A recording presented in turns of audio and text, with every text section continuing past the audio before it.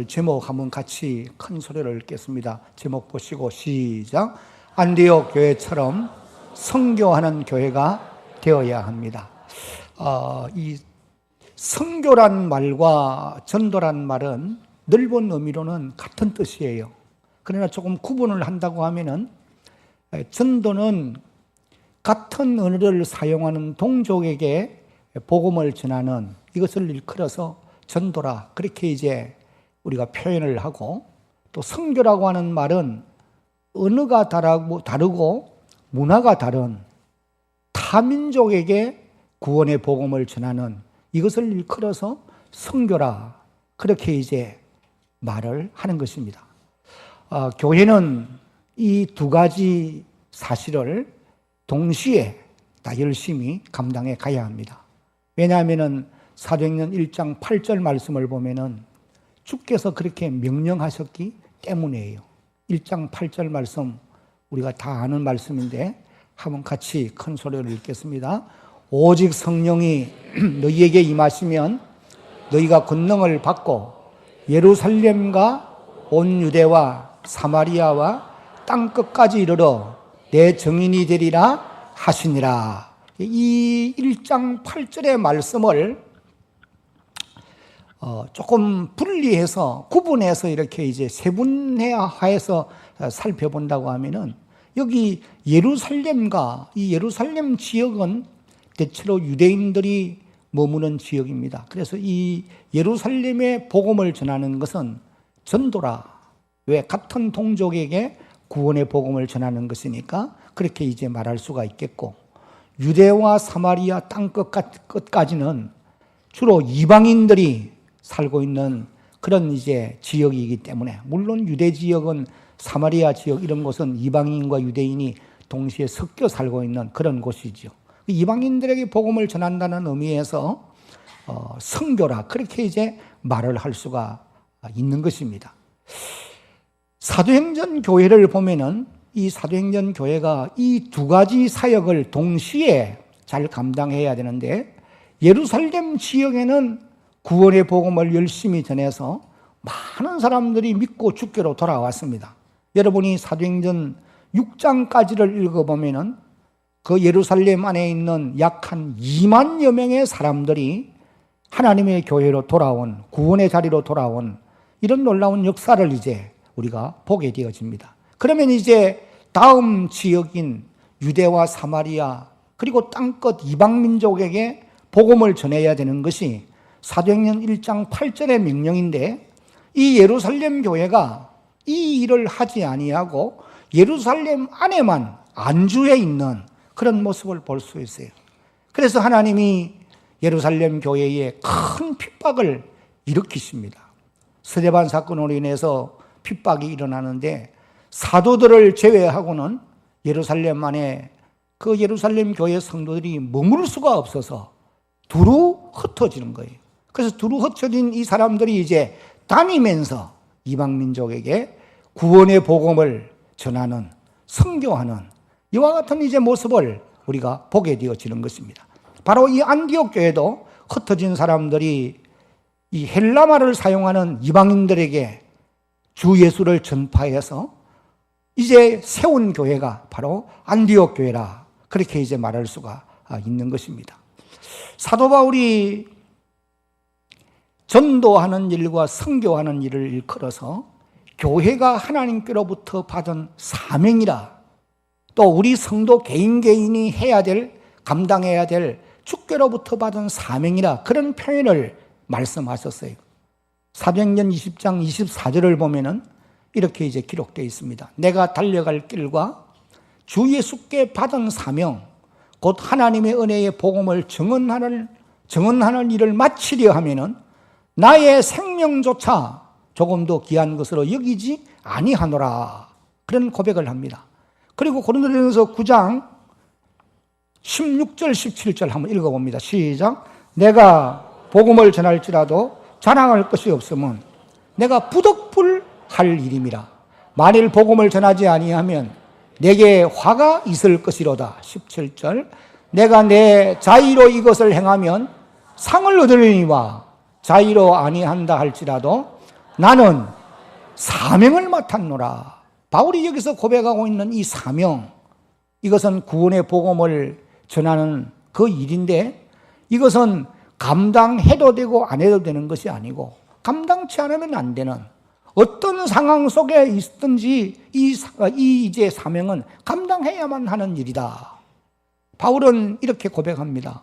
이 사명은 나의 생명만큼, 아니 생명보다도 더 귀중한 일이다. 그런 이제 고백을 하고 있는 것을 사도행전 20장 24절에서 우리가 읽어볼 수가 있었어요. 주 예수께 받은 사명, 곧 하나님의 은혜의 구원의 복음을 전하는 일을 마치려 하면은, 전하는 일을 끝내려 하면은 나의 생명조차 귀한 것으로 여기지 아니한다. 그런 이제 고백을 한 것을 볼 수가 있습니다. 그러면 오늘 우리 지상교회도, 그리고 오늘 우리 성도들도 복음을 전하는, 다시 말하면 전도하는 일과 선교하는 일은 너무도 귀하고 또 너무도 중요하다고 하는 사실을 다시 한번 마음속에 깨닫고 지나가는 그런 귀한 시간이 되어야 할 것입니다. 오늘 이제 우리가 읽은 이 본문 말씀을 보면은 안디옥 교회가 사도행전 1장 말씀을 이제 순종하기 위해서 최초로 선교사를 파송하는 이와 같은 말씀을 이제 기록한 것을 우리가 볼 수가 있습니다. 안디옥 교회는 설립된 지 1년이 막 이제 지났을 때에 바울과 바나바를,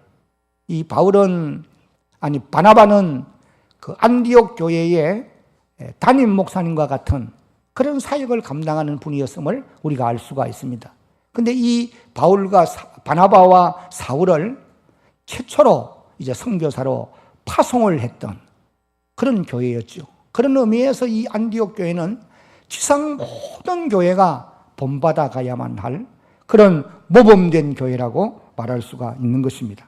그러면 선교하는 이 안디옥 교회를 통해서 우리가 배워야 될 몇 가지 교훈을 잠시 살펴보려고 합니다. 그 첫 번째는 같이 한번 읽어봅니다. 시작. 안디옥 교회는 좋은 지도자들이 있었습니다. 오늘 여기 1절 말씀을 다시 한번 더 보면은 안디옥 교회에 선지자들과 교사들이 있으니 곧 바나바와 니게르라 하는 시몬과 구레네 사람 루기오, 분봉왕 헤롯의 젖동생 마나엔 및 사울이라, 그렇게 이제 기록을 하고 있습니다. 교회는 주인이 하나님이시지만은 하나님이 직접 일을 하시는 것이 아니고 교회를 사람을 통해서 일을 하게 하신다는 거예요. 그러므로 하나님의 교회를 어떤 사람이 섬기느냐에 따라서 그 교회가 건강하고 좋은 교회로, 하나님이 보시기에 아름다운 하나님의 교회로 자라갈 수도 있고 또 그렇지 못할 수도 있다라고 하는 것을 우리가 깨달을 수 있습니다. 이 안디옥에 있는 5명의 이 교회 지도자들은 여러 가지 면에서 보면은 다른 점이 많습니다. 인종적인 면에서도 다르고, 교육의 수준도 분명히 다르고, 자라난 배경도 다르고, 다른 면들이 너무 많은 것을 볼 수 있어요. 제일 먼저 이제 기록되어 나오는 이 바나바는 고향이 구브로지요. 그리고 레위 지파 출신입니다. 그리고 그의 본래 이름은 요셉이었어요. 여러분들이 사도행전 4장을 읽어보면 마지막 부분에 그렇게 기록되어 있는 것을 볼 수가 있습니다. 그리고 또 이 바나바는 부유한 가정에서 자라난 그런 사람이었다라고 하는 것을 우리가 짐작을 할 수가 있습니다. 그 다음에 이제 이 바나바는 또 인품에 있어서 아주 성숙한 사람이에요. 그래서 많은 사람을 아우르는, 조화를 이루어 가도록 만드는 이 사역을 잘 감당했어요. 그래서 사람과 사람 사이의 관계를 잘 연결시키고, 또 사울이 처음 이제 예수 믿고 교회 안에 들어왔을 때에 사도들에게 소개하는 이런 사역들도 바나바가 잘 감당했던 이런 기록을 봅니다. 그리고 이 바나바는 성령과 믿음이 충만한, 신앙이 성숙한 이런 귀한 사람이었던 것입니다. 그래서 예루살렘 교회가 안디옥 교회를 위해서 파송했던 사람이 바나바였어요. 그 다음에 이제 두 번째 나오는 사람이 니게르라 하는 시몬이라고 기록했어요. 이 니게르란 말은 흑인이란 말이에요. 이 아프리카 출신이라는 겁니다. 그러니까 아프리카에서 올라온 개종한 사람이 시몬이다. 그렇게 이제 보시면 되겠고, 그 다음에 이제 세 번째 나오는 사람이 구레노 사람 루기오죠. 그렇게 이제 여기 기록합니다. 구레네 사람 루기오. 이 구레네 사람도 역시 아프리카 사람이에요. 그러니까 시몬이나 루기오와 같은 사람들은 그 자란 배경이 다른 사람들과 비교해 보면은 좀 열악한 환경에서 자란 사람들이다. 그리고 교육의 수준도 분명히 이 사람들은 좀 낮았을 것으로 그렇게 우리가 짐작을 할 수가 있는 것입니다. 그 다음에 이제 네 번째 사람이 헤롯의 젖동생 마나엔이라고 기록을 하고 있어요. 이 젖동생이라는 말은 어머니의 젖을 함께 먹고 자란 이런 동생을 일컬어서 젖동생이라 그렇게 표현을 합니다. 그러니까 헤롯과 마나엔은 같은 어머니의 품에서 자라난 형제라고 하는 것을 알 수가 있어요. 근데 여러분, 헤롯과 안디바는 너무나 다른 사람이 되고 말았죠. 같은 어머니의 품에서 같은 젖을 먹고 양육을 받았지만은도 너무도 그 결과는 엄청난 대조를 이루는 그런 사람이 되어지고 만 것입니다. 헤롯이 어떤 사람이냐? 마태복음 14장을 읽어보면은 세례 요한을 칼로 목을 베어 죽인 사람이고 또 예수님을 신문하고 조롱했던 그와 같은 사람이었어요. 그래서 이 두 사람을 대조해 보면은 한 사람은 하나님 나라의 반역자가 되어지고 한 사람은 하나님 나라의 좋은 일꾼으로 등장하는 그런 모습을 볼 수 있습니다. 그래서 어린 자녀들이 한 부모님 아래서 똑같은 교육을 받고 한 상에 둘러앉아서 밥을 먹고 함께 자라지만은 나중에 다 자란 이후에는 엄청난 차이를 가져올 수 있는 그런 결과가 올 수 있다고 하는 것을 우리가 이 말씀을 보면서 깨닫게 되어지는 것입니다. 그러므로 우리는 자녀들을 위해서 하나님 앞에 기도해야 할 것입니다. 그 다음에 다섯 번째 이제 나오는 사람이 사울입니다. 사울은 우리가 아는 대로 바리새인 중에 바리새인이요, 율법으로 말하면 흠이 없는 사람이고 가말리엘 문화에서 최고의 학문을 연구한 그와 같은 사람이고, 그리고 그가 개종한 이후에는 정말 신실한 그리스도인으로 주님을 닮은 그와 같은 사도인 것을 우리가 알 수가 있습니다. 이와 같이 안디옥 교회의 이 5명의 지도자들은 배경과 신분이 다르고 교육의 수준도 다른 이런 이제 사람들이었지만은 그리스도 예수 안에서 말씀 안에서 조화를 이루어 하나님의 교회를 잘 섬겼다고 하는 것입니다. 이런 사람들의 이제 영향력으로 인해서 안디옥 교회는 교회의 본질에 속하는 선교하는 일에 열심을 다할 수가 있었던 것입니다. 대항교회를 앞장서서 섬기는 직분자 여러분, 그리고 오늘 이 자리에 함께 예배를 드리는 사랑하는 성도 여러분, 대항교회 안에 있는 우리 모든 성도들도 다양한 계층의 사람들이 모여 있다고 하는 것을 우리가 기억을 해야 됩니다. 다른 사람들이 나와 같을 수가 없어요. 왜? 너무나 다른 면들이 많기 때문에. 우리는 고향도 다릅니다. 자라난 배경도 달라요. 교육의 수준도 다릅니다. 나아가서는 생활의 정도도 차이가 많이 나고 있습니다. 성격도 다르고 신앙의 수준의 차이도 분명히 나는 것입니다.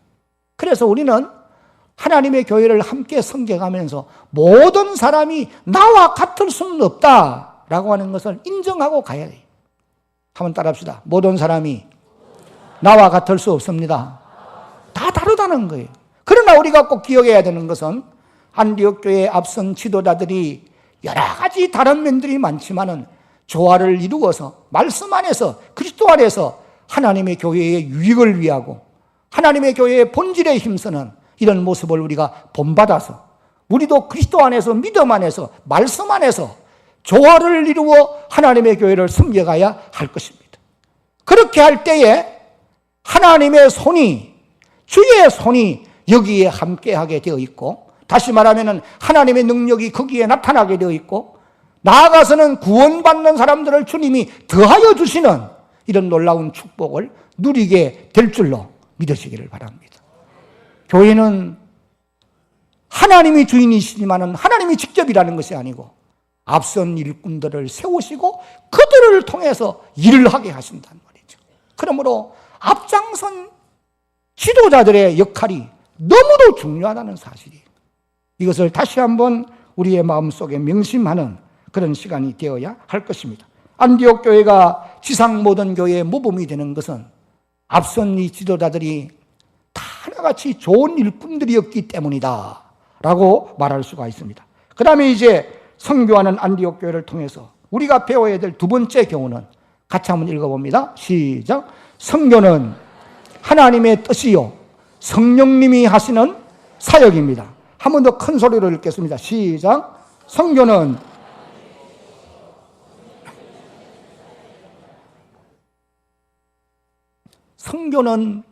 사람이 하는 것 같지만은 하나님의 뜻이고 성령 하나님이 주도적으로 하시는 사역이 선교라고 하는 사실을 성경이 우리에게 분명히 말씀하고 있습니다.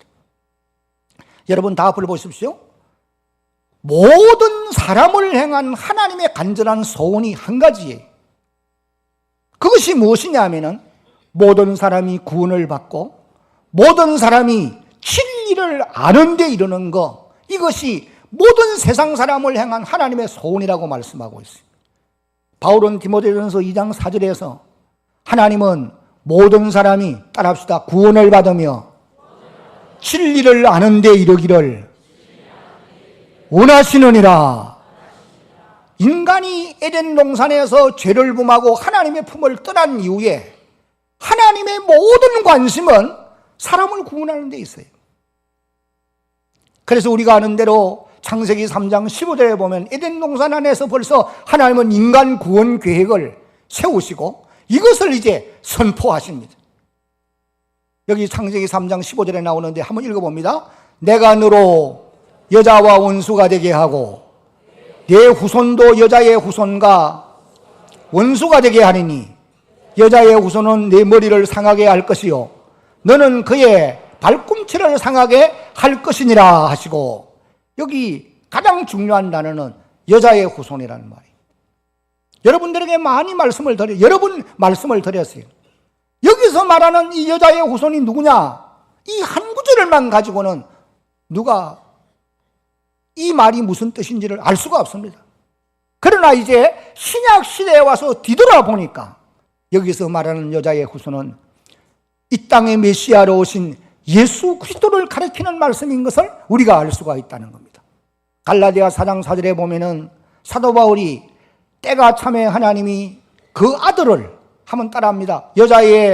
여자에게서 나게 하시고 율법 아래 나게 하신 것은 하나님이 그 아들을 때가 되었을 때에 여자에게 나게 하시고 율법 아래 나게 하셨다. 왜? 율법 아래에 있는 죄인들을 속량하도록 하기 위해서라. 그렇게 말씀했어요. 여러분 마태복음 1장을 읽어보면은 이 땅의 모든 사람은 남자의 후손입니다. 아브라함이 이삭을 낳고 이삭이 야곱을 낳고 야곱이 유다를 낳습니다. 그러나 예수 그리스도는 마리아에게서 이 땅에 출생한 창세기 3장 15절이 예언한 여자의 후손으로 이 땅에 오신 분이라는 말이에요. 그래서 주님이 이 땅에 오신 것도 선교를 통해서 사람을 구원하기 위함이었다라고 하는 것을 우리가 깨닫게 됩니다. 여러분, 그래서 주님 땅 위에 계시는 동안에 두루 다니면서 전도하십니다. 나아가서는 이방인들에게 구원의 복음을 또 전하면서 선교도 하세요. 두로와 시돈 이 지역을 이방 땅을 다니면서도 그렇게 하셨어요. 그뿐만 아닙니다. 주님이 제자를 부르는 목적이 어디에 있느냐? 그들을 주님을 이어서 선교사로 세우기 위함이었다는 거죠.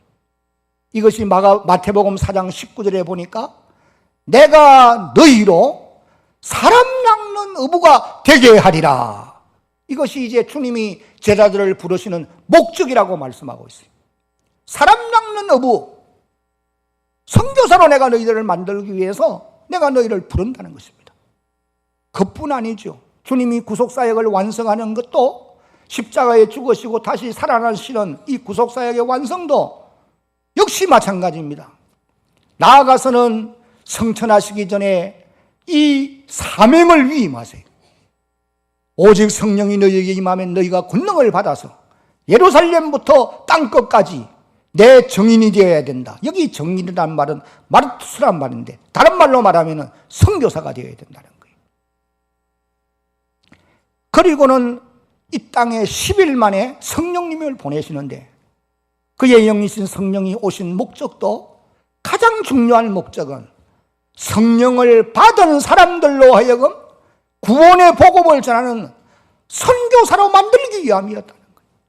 여러분 사도행전 2장을 읽어보면 오순절 마가의 다락방에 성령이 급하고 강한 바람 같은 소리로 임하십니다.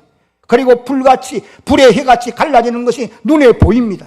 거기에 참여한 120명의 성도들이 다 성령의 충만함을 받았어요. 2장 4절을 읽어보면 성령이 말하게 하심을 따라 다른 방언으로 말하기를 시작하니라. 여기서 말하는 방언은 복음 전하는 걸 말하는 거예요. 그래서 15개국에서 모여든 이 모든 이방 사람들이 자기 나라 말로 복음을 알아들었다. 성경은 그렇게 기록해요. 그리고 사도행전 4장 31절에도 보면은 다 같이 한번 읽어봅니다. 시작. 빌기를 다하며 모인 곳이 진동하더니 무리가 다 성령이 충만하여 담대히 하나님의 말씀을 전하니라. 그래서 성령이 임하시면은 성령을 받은 사람들을 입을 열어서 복음을 전하게 하는 선교사들을 만드는 것이 성령이 이 땅에 오신 첫 번째 목적이라는 거예요. 그런 다음에 이제 한 걸음 나아가서는 성령의 열매를 맺게 해서 인격의 성숙을 가져오게 만드는 것입니다. 성령의 열매는 사랑과 희락과 화평과 오래 참음과 자비와 양성과 충성과 온유와 절제니 인격의 열매입니다. 그리고 또 한 걸음 나아가서는 갖가지 은사들을 주어서 사역하는데 일하는데 힘이 되어지도록 하나님이 역사하시는 거예요. 그런 면에서 성부와 성자와 성령 삼위일체 하나님은 오직 한 가지 목적, 선교를 통해서 사람을 구원하는, 여기에 이제 하나님의 관심이 모아져 있는 것이에요. 그러므로 그의 몸인 지역 교회들도 이 일에 관심을 가지고 이 일에 열심을 다할 수 있는 그런 하나님의 교회가 되어야 합니다. 그러므로 이 대한교회 안에 있는 모든 기관들도, 그리고 교육부서들도, 그리고 우리 성도 개인도 이 사역을 위해서 헌신하는, 이 일을 위해서 존재하는 그런 하나님의 교회 모든 부서들, 우리 성도들이 되어야 할 줄로 믿습니다. 이를 위해서 여러분들이 힘써야 돼요. 그래서 모여 앉으면 기도하고 우리가 어떻게 복음을 전할 것이냐, 어떻게 선교사를 도울 것이냐, 어떻게 가까이에 있는 사람들에게 구원을 복음을 전해서 생명을 건져낼 것이냐, 여기에 관심을 가지고 가야 한다는 것입니다. 마지막으로 선교하는 안디옥 교회를 통해서 이제 우리가 두 번째로 배워야 될 것은, 다 같이 한번 읽습니다. 시작. 선교는 위해서는 선교하는 선교를 위해서는 기도하는 교회가 되어야 된다. 이제 2절과 3절을 같이 한번 읽어봅니다. 2절, 3절. 2절, 3절 시작. 주를 섬겨 금식할 때에 성령이 가라사대 내가 불러 시키는 일을 위하여 바나바와 사울을 따로 세우라 하시니. 3절. 이에 금식하며 기도하고 두 사람에게 안수하여 보내니라. 이 안디옥 교회는 제일 먼저 기도하는 일에 열심을 다했어요. 그러니까 선교사를 보내기 위해 기도하는 것이 아니고 기도하는 일에 열심을 다해요. 그래서 여기 2절 앞부분에 보니까 주를 섬겨 뭘 할 때? 금식을 할 때. 여러분, 기도의 가장 높은 경지, 깊은 경지가 어디입니까? 금식하는 기도예요. 여러분, 금식하며 기도해 보셨어요? 아마 한 끼도 기도하기 위해 굶어 본 적이 없는 분들이 계실지 몰라요. 왜? 한 끼만 굶으면 그냥 막 머리가 아파가지고. 하나님이 우리로 하여금 기도의 깊은 자리로 나가게 하실 때는 금식하며 기도도 할 수 있어야 되는 거예요. 저는 이 부분을 강조는 안 합니다. 왜? 내가 잘 못하기 때문에. 그러나 여러분, 내가 못한다고 여러분에게 말씀을 드리지 않을 수는 없어요. 하나님께 받은 은사가 각각 다릅니다마는 주를 섬겨 금식하며 기도하는 이 경지가 가장 기도의 깊은 경지예요. 우리 교회는 그런 분들이 많이 계세요. 일상생활을 하면서도 금식하며 기도하는 분들이 계시더라고요. 그래서 제가 너무 마음이 안타까워서 제발 좀 그러지 말고 열심히 먹고 많이 먹고 하라고 그래요. 그건 내 생각이에요. 그러나 안디옥 교회는 주를 섬겨 금식하며 기도해요. 여러분, 그런 사람에게 성령께서 자기의 뜻을 말씀해 주시는 거예요. 내가 불러 시키는 일을 위하여 바나바와 사울을 따로 세우라.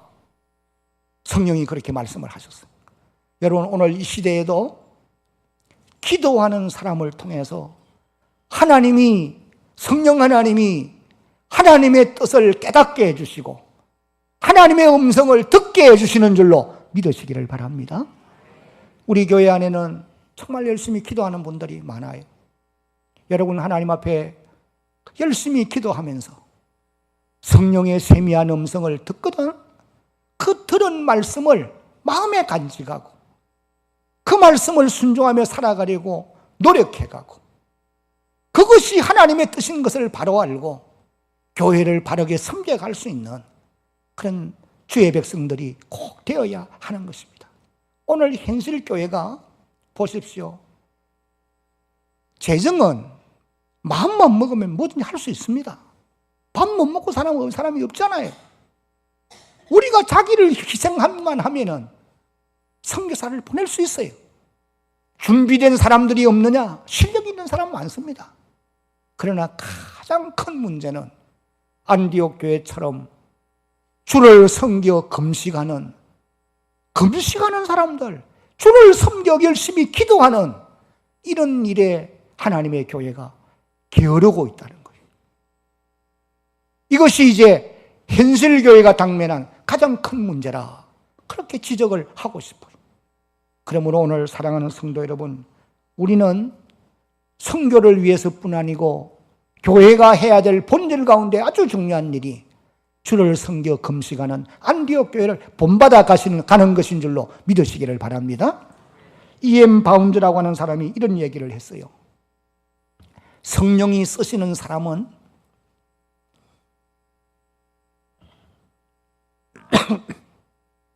기도하는 사람을 성령이 쓰신다. 성령은 기계 문명 위에 임하지 않고 무슨 조직이 잘 되어 있는 거기에 임하는 것이 아니고 기도하는 사람 위에 임하신다. 그런 얘기를 해요. 그러면서 또 기도하지 않는 것은 나무를 심고 물 주지 않는 것과 같다.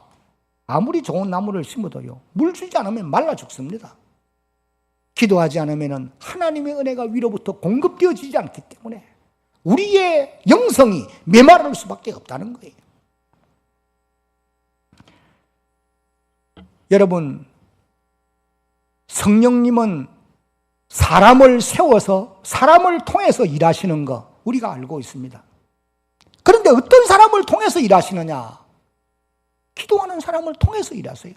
왜냐하면 기도하는 사람이 하나님 가장 가까이 있는 사람이기 때문인 줄로 믿으시기를 바랍니다. 신명기 4장 7절을 큰 소리로 이제 함께 읽겠습니다. 시작. 우리 하나님 여호와께서 우리가 그에게 기도할 때마다 우리에게 가까이 하심과 같이 거신이 가까이 함을 얻은 큰 나라가 어디 있느냐? 하나님이 가장 가까이 있는 사람, 하나님 가장 가까이 가 있는 사람, 또 하나님이 가장 가까이 해주시는 사람이 누구냐? 신명기 4장 7절에 보니까 기도할 때마다 우리에게 가까이 하신가 같이 하나님이 기도하는 사람을 가장 가까이 하신다는 거예요. 여러분, 사람이 사람을 쓸 때는 멀리 있는 사람 데리고 와 쓰지 않습니다. 가까이 있는 사람 쓰지 않아요. 마찬가지 원리. 하나님께서도 기도하는 사람이 가장 가까이 있기 때문에 그런 사람을 통해서 역사하신다. 하나님의 교회가 이런 기도하는 사람들이 많아져 가야 되고, 또 그래서 하나님 가까이에 있기 때문에 하나님이 귀하게 쓰시는 이런 역사가 있어야 할 줄로 믿습니다. 이제 말씀을 맺겠습니다. 선교사는 두 종류가 있습니다. 하나는 가는 선교사이고 다른 하나는 보내는 선교사예요. 나는 우리 대한교회에서 다음 세대들이 가는 선교사들로 많이 자라나는 이런 역사가 있기를 중심으로 바라고, 또 한 걸음 나아가서 대한교회는 보내는 선교사가 되어야 되고 보내는 선교사로서의 사명을 감당해 가야 되는 것입니다. 그러면은 여러분, 보내는 선교사가 감당해야 될 두 가지 사명이 뭐냐? 한번 읽어봅니다. 첫째는 시작, 기도하는 일이고, 둘째는 물질로 후원하는 일인 것입니다. 이것이 보내는 선교사가 감당해야 될 일이에요. 지금 우리가 후원하고 있고 우리가 보낸 선교사들이 약 한 30여 명이 넘게 있습니다. 이를 위해서 기도해야 되는 일과 이들에게 물질을 보내는 이 일이 대한교회가 감당해 가야 될, 보내는 선교사로서의 감당해야 될 사명이라는 거예요. 이 사명 잘 감당해서 주 앞에 이를 때에 다 하나같이 면류관 받고 상을 받는, 그리고 또 하나님이 여기에 구원받는 사람을 더하여 주시는 이런 놀라운 은총이 임할 수 있기를 주의 이름으로 축복합니다.